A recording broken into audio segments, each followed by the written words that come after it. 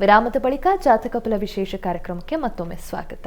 ಶಾಸ್ತ್ರಿಗಳ ಇನ್ನುಳಿದ 6 ರಾಶಿಗಳ ಫಲಾಫಲ ಹೇಗಿದೆ ತಿಳಿಸ್ಕೊಡೋದಾದ್ರೆ, ಇನ್ನು ತುಲಾರಾಶಿಯವರಿಗೆ ಕೆಲಸದಲ್ಲಿ ತುಂಬ ಚೆನ್ನಾಗಿದೆ. ದಿವಸ ಕೆಲಸ ಕಾರ್ಯಗಳಲ್ಲಿ ನೀವು ಜಯಶೀಲರಾಗ್ತೀರಾ, ಕೆಲಸ ಚೆನ್ನಾಗಿ ನಿಭಾಯಿಸ್ತೀರಾ.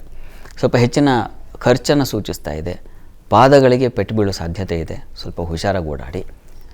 ಸಂಗಾತಿ ಸಹಕಾರ ಚೆನ್ನಾಗಿದೆ. ವ್ಯಾಪಾರಿಗಳಿಗೆ ತುಂಬ ಚೆನ್ನಾಗಿದೆ. ಪೆಟ್ರೋಲಿಯಂ ಕ್ಷೇತ್ರಗಳಲ್ಲಿರೋರಿಗೆ ತುಂಬ ಉತ್ಕೃಷ್ಟವಾಗಿದೆ ಈ ದಿವಸ. ಅಗ್ನಿ ಸಂಬಂಧಿ ಕೆಲಸ ಮಾಡೋರಿಗೆ ತುಂಬ ಚೆನ್ನಾಗಿದೆ. ಪ್ರಾರ್ಥನೆಗೆ ಈ ದಿವಸ ಆರೋಗ್ಯದ ದೃಷ್ಟಿಯಿಂದ ನೀವು ಕೂಡ ದುರ್ಗಾ ಕವಚ ಕೇಳಿಸ್ಕೊಂಡ್ರೆ ತುಂಬ ಒಳ್ಳೆಯದು. ಇನ್ನು ವೃಶ್ಚಿಕ ರಾಶಿಯವರಿಗೆ ದಿವಸ ಲಾಭದಾಯಕವಾಗಿದೆ. ಕೃಷಿಕರಿಗೆ ತುಂಬ ಚೆನ್ನಾಗಿದೆ. ಹಾಲು ಹೈನುಗಾರರಿಗೆ ತುಂಬ ಉತ್ಕೃಷ್ಟವಾಗಿದೆ. ಕನ್ಸ್ಟ್ರಕ್ಷನ್ ಫೀಲ್ಡಲ್ಲಿರ್ತಕ್ಕಂಥವ್ರಿಗೆ ಮನೆ ಕಟ್ಟೋದು ಅಥವಾ ಅವುಗಳಿಗೆ ಸಂಬಂಧಿಸಿರ್ತಕ್ಕಂಥ ಕೆಲಸ ತುಂಬ ಚೆನ್ನಾಗಿದೆ, ಲಾಭ ಪಡಿತೀರಾ. ಹೆಚ್ಚಿನ ಅನುಕೂಲ ಇದೆ ಈ ದಿವಸ, ಹೆಚ್ಚಿನ ತೊಡಕಿಲ್ಲ. ಪ್ರಾರ್ಥನೆಗೆ ದಿವಸ ಇಷ್ಟ ದೇವತಾರಾಧನೆ, ನಿಮ್ಮ ಮನಸ್ಸಿಗೆ ಇಷ್ಟವಾದ ದೇವತೆ ಉಪಾಸನೆ ಮಾಡಿ. ಧನುಸ್ಸು ರಾಶಿಯವರಿಗೆ ಈ ದಿವಸ ನೋಡಿ, ವೃತ್ತಿಯಲ್ಲಿ ನಿಮಗೆ ಮಾಂದ್ಯವುದಿಯಾಗಿರೋದ್ರಿಂದಾಗಿ ಕೆಲಸದಲ್ಲಿ ಮಹಾ ಕಿರಿಕಿರಿ ಬರುತ್ತದೆ. ನೀವು ಒಂದು ಕೆಲಸ ಮಾಡ್ತಾ ಇರ್ತೀರ, ನಿಮಗೆ ಮತ್ತೊಂದು ಮಾರ್ಗದರ್ಶನ ಬರುತ್ತೆ, ಅದು ನಿಮ್ಮ ಅದು ನಿಮ್ಗೆ ಆಗೋದಿಲ್ಲ. ಇನ್ನೊಬ್ರು ಯಾರೂ ಗೈಡ್ ಮಾಡಬಾರ್ದು ಈ ದಿವಸ ನಿಮಗೆ. ನಿಮ್ಮ ಪಾಡಿ ನೀವು ಕೆಲಸ ಮಾಡ್ತಾಯಿದ್ರೆ ತೊಂದರೆ ಇಲ್ಲ ಕಿರಿಕಿರಿ ಶುರುವಾಗೋದು, ಆ ಥರದ್ದಿದೆ. ಈ ದಿವಸ ಸ್ವಲ್ಪ ಸ್ತ್ರೀಯರಿಗೆ ಅಂಜಿಕೆ ಭಯದ ವಾತಾವರಣ ಇದೆ. ಸ್ವಲ್ಪ ಪ್ರಯಾಣದಲ್ಲೂ ತೊಡಕನ್ನು ಸೂಚಿಸ್ತಾ ಇದೆ ಈ ದಿವಸ. ಸಂಗಾತಿ ಸಹಕಾರ ಸ್ವಲ್ಪ ಮಟ್ಟಿಗೆ ಪರವಾಗಿಲ್ಲ, ಅನುಕೂಲಕರವಾಗಿದೆ ಈ ದಿವಸ. ಒಟ್ಟಾರೆಯಾಗಿ ಆ ತೊಡಕಿಂದ ಹೊರಗೆ ಬರಲಿಕ್ಕೆ ವಿಷ್ಣು ಸಹಸ್ರನಾಮ ಪಾರಾಯಣ ಮಾಡಿ, ತುಂಬ ಅನುಕೂಲ ಆಗುತ್ತೆ. ಇನ್ನು ಮಕರ ರಾಶಿಯವರಿಗೆ ಈ ದಿವಸ ಕುಟುಂಬದಲ್ಲಿ ಹಿರಿಯರ ಒಂದು ಸಲಹೆ ಸಿಗುತ್ತೆ, ಉತ್ತಮವಾಗಿರುತ್ತೆ.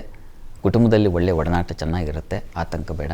ಈ ದಿವಸ ಹಿರಿಯರಿಗೆ ಹೆಚ್ಚಿನ ಪ್ರಾಶಸ್ತ್ಯ ಸಿಗುತ್ತೆ ಮನೆಯಲ್ಲಿ ಸ್ತ್ರೀಯರಿಂದ.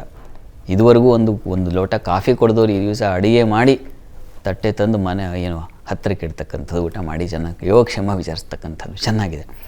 ಅಂದರೆ ಮನೆಯ ಹಿರಿಯರಿಗೆ ಈ ದಿವಸ ಉತ್ತಮವಾಗಿದೆ. ಈ ದಿವಸ ತಂದೆ ಮಕ್ಕಳ ಸ್ವಲ್ಪ ಮನಸ್ತಾಪ ಬರೋ ಸಾಧ್ಯತೆ ಇದೆ, ಸ್ವಲ್ಪ ಅದರ ಕಡೆ ಗಮನ ತಗೊಳ್ಬೇಕು.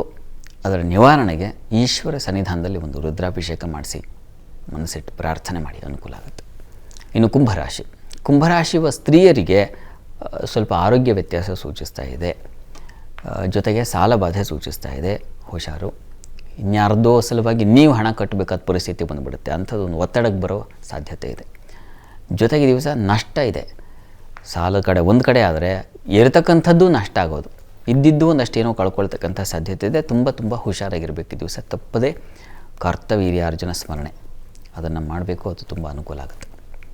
ಇನ್ನು ಮೀನರಾಶಿಯವರಿಗೆ ದಿವಸ ವೃತ್ತಿಯಲ್ಲಿ ನಿಮಗೆ ಸ್ವಲ್ಪ ಪರವಾಗಿಲ್ಲ, ಆದರೆ ಪರಿಶ್ರಮ ಹೆಚ್ಚು, ಒತ್ತಡ ಹೆಚ್ಚಾಗಿರ್ತದೆ. ಆಪ್ತರಿಂದ ಸ್ವಲ್ಪ ದೂರ ಆಗೋ ಸಾಧ್ಯತೆ ಇದೆ. ತುಂಬ ಇಷ್ಟಪಟ್ಟವರು ಅಥವಾ ತುಂಬ ಮನಸ್ಸಿಗೆ ಹತ್ತಿರ ಆದವರಿಂದ ಸ್ವಲ್ಪ ಅಂತರ ಕಾಯ್ದುಕೊಳ್ಬೇಕಾದ ಪರಿಸ್ಥಿತಿ ಬರುತ್ತೆ ಈ ದಿವಸ. ಸಂಗಾತಿಯಲ್ಲಷ್ಟೇ ಮನಸ್ತಾಪ ಬರ್ತದೆ. ದಾಂಪತ್ಯದಲ್ಲಿ ಭಿನ್ನಾಭಿಪ್ರಾಯಗಳು ಇಂಥದ್ದೆಲ್ಲ ಸೂಚಿಸ್ತಾ ಇದೆ. ಪ್ರಾರ್ಥನೆಗೆ ದಿವಸ ಲಕ್ಷ್ಮೀನಾರಾಯಣ ಹೃದಯ ಪಾರಾಯಣ ಮಾಡಿ ಕೇಳಿಸ್ಕೊಳ್ಳಿ, ಅನುಕೂಲ ಆಗುತ್ತೆ.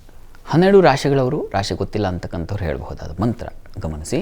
ಓಂ ಸರ್ವವಿದೇ ನಮಃ ಈ ಮಂತ್ರ ಹೇಳ್ಕೊಳ್ಳಿ, ವಿಷ್ಣುವಿನ ಕೃಪೆಯಾಗುತ್ತೆ.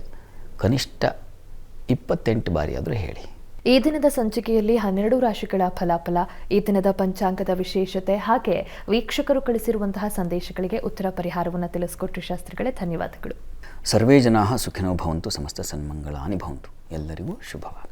ನೋಡಿದ್ರಲ್ಲ ವೀಕ್ಷಕರೇ, ಇದಾಗಿತ್ತು ಇವತ್ತಿನ ಜಾತಕ ಫಲ ವಿಶೇಷ ಕಾರ್ಯಕ್ರಮ. ನೇರ, ದಿಟ್ಟ, ನಿರಂತರ ಸುದ್ದಿಗಾಗಿ ನೋಡ್ತಾ ಇರಿ ಏಷ್ಯಾನೆಟ್ ಸುವರ್ಣ ನ್ಯೂಸ್.